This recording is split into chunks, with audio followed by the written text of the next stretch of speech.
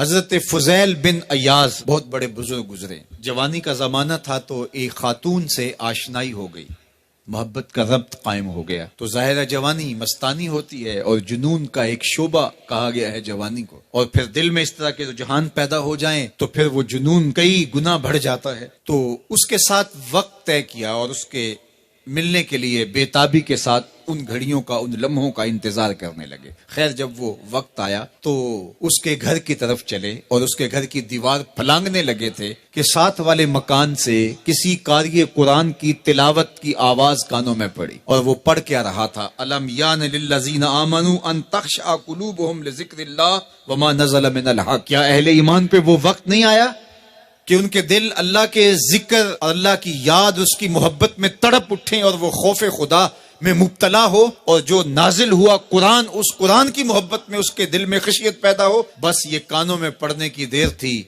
کہ دوبارہ گلی میں چھلانگ لگائی اور کہا میرے اوپر وہ وقت آ گیا ہے، اور جنگلوں کو روتے ہوئے نکلے. اور حضرت فضیل بن ایاز پھر ولیوں کے امام قرار پائے.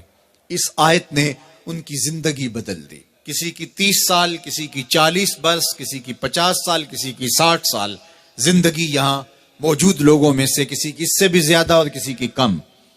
اس آیت کریمہ کو ذرا اپنے اوپر وارد کریں تو اللہ ہمیں نصیب کر دے کہ ہمارے دل تیرے خوف سے کانپ اٹھے اور تیری خشیت سے ہمارے دل لرز اٹھیں، اور قرآن کے ساتھ ہمارا ربط مضبوط اور مستحکم ہو جائے، اور ہم یہ اقرار کرتے ہوئے تیرے حضور حاضر ہو جائیں، مالک وہ وقت آ گیا ہے کہ ہمارے دل تیری یاد سے، تیری محبت سے، تیرے پیار سے مالا مال ہو گئے، اور اپنی باقی زندگی ہم تیرے پیار میں، تیری محبت میں اور تیری یاد میں بسر کریں گے.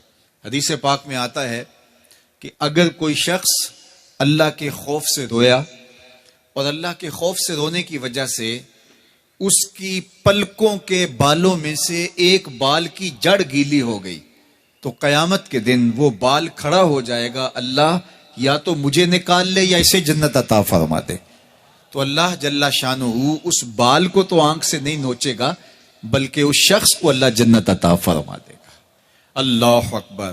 گناہگار کی آنکھ کا پانی اللہ کے غصے کی آگ کو ٹھنڈا کر دیتا ہے. اس لیے ہمیں رونے کا کہا گیا، فَلْيَضْحَكُوا قَلِيلًا وَلْيَبْكُوا كَثِيرًا. اللہ اکبر. ارشاد فرمایا کہ تھوڑا ہنسا کرو، زیادہ رویا کرو. صحابہ کو ہنستے ہوئے دیکھا تو آقا کریم علیہ السلام نے فرمایا کہ تمہارے تک اللہ کی امان نہیں پہنچی اور تم ہنس رہے ہو. عرض کی حضور اس کا کفارہ؟ تو فرمایا اس کا کفارہ یہ ہے کہ جتنا ہنسے ہو اتنا ہی تمہیں رونا پڑے گا. میں اور آپ ذرا اپنی زندگی پر غور و تدبر کریں. ہماری زندگی میں ہنسنا زیادہ ہے یا رونا زیادہ ہے؟ سویر سے لے کر شام تک کہے زیادہ ہیں، ٹھٹھے زیادہ ہیں، مذاق زیادہ ہیں، لطیفے زیادہ ہیں، یا عبرتیں زیادہ ہیں؟ تفکر زیادہ ہے، تدبر زیادہ ہے، سوچ بچار زیادہ ہے، یاد الہی میں تڑپنا زیادہ ہے، آنکھوں سے یاد خدا میں بہنے والے آنسو زیادہ ہیں، یا غفلت سے پھوٹتے ہوئے کہے زیادہ ہیں؟ مجھے اور آپ کو اپنی زندگی کا ضرور محاسبہ کرنا چاہیے. ٹھٹھوں سے، مذاق سے ہماری مجلسیں بھرپور ہوتی ہیں. ہم دن میں جتنا ہنستے ہیں کیا اس کا 10واں حصہ بھی ہم تنہائی میں بیٹھ کے اللہ کی یاد میں روتے ہیں؟ اگر ایسا ہے تو مبارک ہو، اور اگر ایسا نہیں ہے تو اللہ سے آنسو مانگو، اللہ سے درد مانگو، اس کی یاد میں رونا مانگو، اس کے ذکر میں تڑپنا مانگو، اس کی محبت میں بے تابیاں مانگو، آنسو مانگو، سسکیاں مانگو. تڑپنے پھڑکنے کی توفیق دے، دل مرتضی سوز صدیق دے. اس کے حضور عرض کرو کہ مالک ہمیں تڑپ دے، ہمیں سوز و گداز دے، ہمیں کیف و سرور کی دنیا نصیب فرما دے، ہماری آنکھوں کو آنسوؤں کا جمال عطا کر دے. اور اگر ہماری آنکھوں میں آنسو نہیں ہیں، ہمارے پاس کہے ہیں، کہتے ہیں جو ہنستا ہوا گناہ کرے گا وہ روتا ہوا جہنم میں جائے گا، اور جس نے یہاں دکھ سہے، تکلیفیں سہی، آلام سہے، اس کے بدلے میں اللہ تعالیٰ اس کو وہاں راحتیں عطا فرمائے گا. فرمایا کہ مومن کے پاؤں میں کانٹا بھی چبھے تو اللہ جل شانہ اس کا صلہ بھی اس کو قیامت کے دن عطا فرمائے گا.